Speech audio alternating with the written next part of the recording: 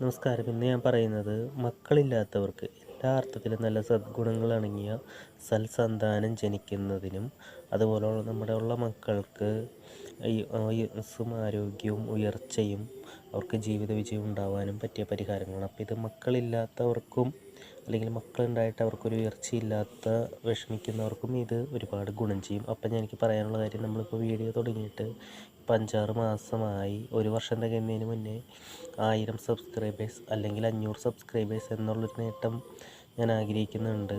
അപ്പോൾ അതാണ് എൻ്റെ ഒരു ഈ ചാനലിൻ്റെ ഒരു എയിം. അപ്പോൾ നിങ്ങൾ കാണുന്നവർ ദയവായി ഒന്ന് സബ്സ്ക്രൈബ് ചെയ്ത് കഴിഞ്ഞാൽ എനിക്ക് ആ ഒരു നേട്ടത്തിലേക്ക് എത്താൻ കഴിയും. അപ്പോൾ നിങ്ങളുടെ ഒരു സപ്പോർട്ട് ഉണ്ടെങ്കിൽ അതെനിക്ക് വളരെയധികം ഗുണമായിരിക്കും. അപ്പോൾ നിങ്ങൾ ദയവായി ഒന്ന് സബ്സ്ക്രൈബ് ചെയ്യുക. അപ്പോൾ ഞാൻ പറയുന്നത്, രണ്ട് കാര്യങ്ങൾ നിങ്ങൾക്ക് ചെയ്താൽ നിങ്ങൾക്ക് ഈ പറയുന്ന ഫലങ്ങൾ നിങ്ങൾക്ക് ഉണ്ടാവുന്നതാണ്.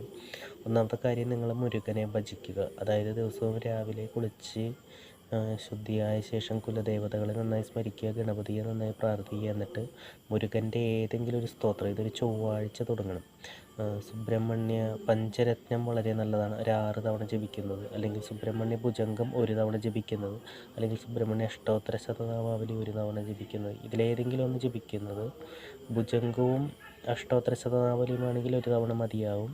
എന്നാൽ പഞ്ചരത്നം 6 തവണ ജപിക്കുന്നതാണ് നല്ലത്. അല്ലെങ്കിൽ സുബ്രഹ്മണ്യ കവചം 3 തവണ ജപിക്കുക. ഇതിലേതെങ്കിലും ഒന്ന് നിങ്ങൾ പറഞ്ഞ കണ്ടിന്യൂ ചെയ്യുക. കുലദേവതകളെയും ഗണപതിയെയും നന്നായിട്ട് പ്രാർത്ഥിച്ചിട്ട് വേണം ചെയ്യാനായിട്ട്.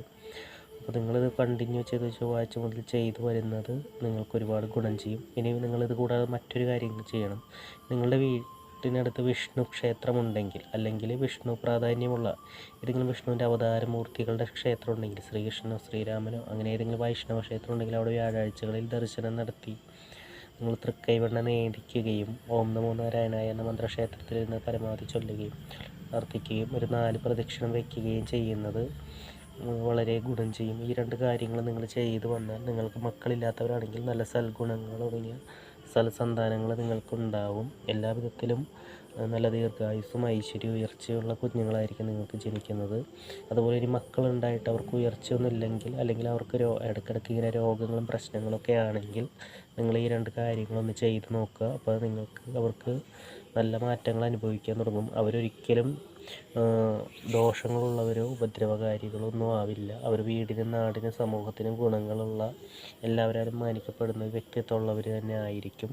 ഇത് നിങ്ങൾ അനുഭവിച്ച് തന്നെ അറിയണം. അപ്പോൾ ഈ 2 പരിഹാരങ്ങൾ നിങ്ങളുടെ ജീവിതത്തിൽ നിങ്ങൾ കൊണ്ടുപോവുക. നിങ്ങളുടെ മക്കളെ കൊണ്ട് നിങ്ങൾക്ക് നല്ലൊരു ഉയർച്ച ഉണ്ടാകും. മക്കളില്ലാത്ത വിഷമിക്കുന്നവരാണെങ്കിൽ നിങ്ങൾക്ക് നല്ലൊരു സൽസന്താനം തന്നെ ജനിക്കും. എന്നിട്ട് അതിനവർക്ക് ഉയർച്ചയും കിട്ടും.